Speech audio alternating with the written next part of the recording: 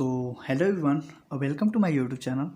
आज हम बात करेंगे कार्बन के जो भी साइकिल होते हैं उसका पार्ट 2, जिसका जियोलॉजिकल साइकिल के बारे में हम आज डिस्कशन करेंगे। इसके पहले वाले वीडियो में हमने बायोलॉजिकल साइकिल के बारे में डिस्कशन किया है। तो अगर आपने उस वीडियो को नहीं देखा है तो उसे जाके आप देख सकते हैं।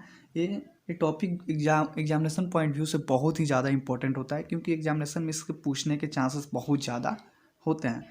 तो जियोलॉजिकल साइकिल, इसमें क्या होता है, जियोलॉजिकल के बारे में भी हमने बताया, उसका भी वीडियो आपको मिल जाएगा।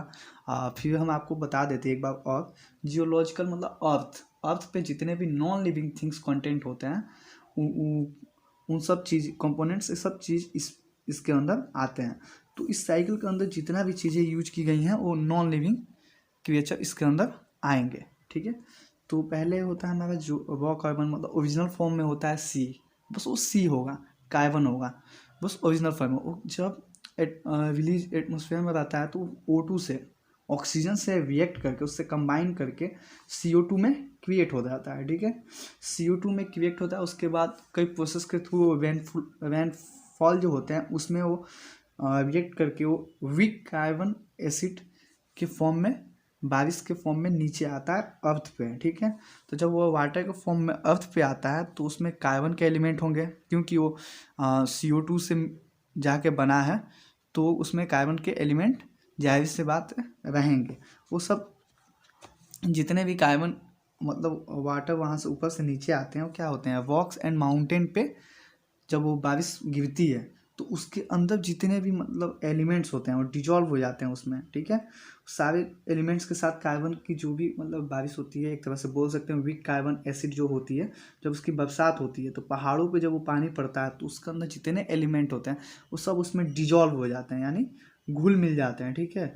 और जब वो उनकी विदविंग मतलब एक साथ मिल के जब वो रिलीज होते हैं, ठीक है, अब जब एक साथ मिलेंगे वहाँ से उसका पानी नीचे आएगा। ऊपर अगर चोटी पे गिर रहा है पहाड़ के तो उससे वो पानी नीचे तो आएगा ही, तो सब उसके साथ सारे एलिमेंट्स विदविंग मतलब मिक्स होके रिलीज होते हैं। जैसे कि कौन कौन से एलिमेंट उसमें रिलीज हो सकते हैं, जैसे कि Ca है, कैल्शियम है, मैग्नीशियम है, पोटेशियम है, सोडियम है, आयंस है। तो ये सब चीज़ें वो कार्बन के साथ मिल के बाहर रिलीज होते हैं। उसके बाद वो रिवर के थ्रू मतलब नदियों के थ्रू ओशन मतलब महासागर में जाते हैं। ठीक है। महासागर के अंदर उसकी गहराइयों में जब जाते हैं तो सी सेल के साथ रिएक्ट करके CO3 में कन्वर्ट हो जाते हैं। ठीक है। और जब इनका बॉन्डिंग टूटता है, ठीक है, जब अर्थ के एकदम नीचे वाले सतह पे चले जाते हैं, जब CaCO3 के फॉर्म में होगा, तो जब इनकी बॉन्ड टूटती है, टेक्टोनिक और प्लैनेट्स जो अर्थ के नीचे की सतह हैं उस पर वो जब जाती हैं तो उनकी बॉन्ड टूटती है। और जब वहाँ पे इतनी ज़्यादा गर्मी होती है, जैसे आपने सुना होगा कि अर्थ के जो भी नीचे वाले लेयर्स होते हैं वो बहुत ज़्यादा ही हीट प्रोड्यूस करते हैं, तो उसके अंदर भी जाते हैं और वहाँ पे वो मतलब ज़्यादा टेम्परेचर के कारण बर्न होते हैं। अब बर्न होने के बाद से वो क्या होते हैं कि ऑयल क्रूड ऑयल में कन्वर्ट हो जाते हैं। ठीक है। कच्चे मतलब ऑयल में कन्वर्ट हो जाते हैं। ठीक है। और जब उस हम कच्चे ऑयल को किसी आपने सुना होगा पेट्रोलियम के प्रोसेस के थ्रू हम उसे जब बाहर निकालते हैं कच्चे ऑयल को, जैसे कि पेट्रोल हुआ, डीजल हो गया, ये हमें ओरिजिनल फॉर्म में नहीं मिलते हैं, ये हमें कच्चे ऑयल के रूप में मिलते हैं। और इन्हें हम बर्न करके कुछ प्रोसेस के थ्रू इन्हें हम पेट्रोल में क्रिएट करते हैं और डीजल में क्रिएट करते हैं, ऐसे कुछ प्रोसेस के थ्रू।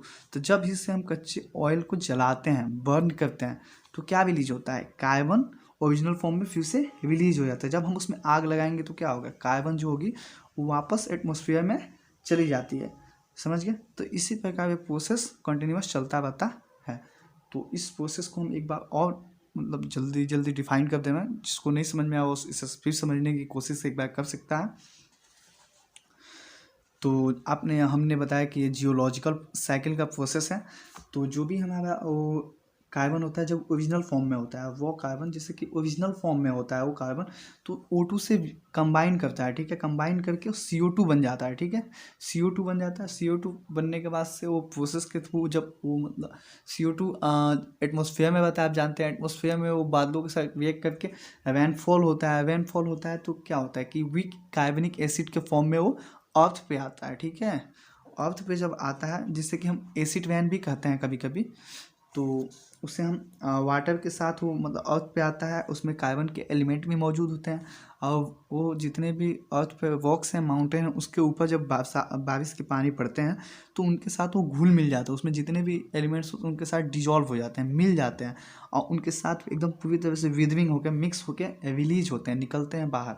कौन कौन से एलिमेंट्स निकल सकते हैं, जैसे कैल्शियम हुआ, मैग्नीशियम हुआ, पोटेशियम हुआ, सोडियम हुआ और आयंस हुए, जो कि कार्बन के साथ मतलब रिलीज होते हैं और वो जाके नदियों के थ्रू महासागर उस ओशन में मिल जाते हैं। ठीक है, उसके बाद वो ओशन में जो नीचे सी सेल्स होते हैं, छोटे छोटे सी, उनके साथ वो रिएक्ट करते हैं। ठीक है, मिक्स होकर रिएक्ट करके CaCO3 में कन्वर्ट हो जाते हैं।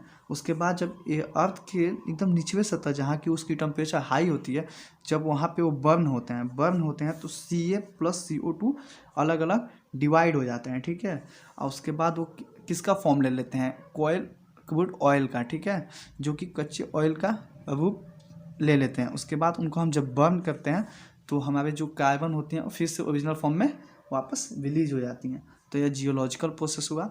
अगर आपको ये वीडियो अच्छा लगा तो हमारे चैनल को लाइक करें एंड सब्सक्राइब करें एंड कमेंट करना ना भूलें। Thanks for watching my YouTube.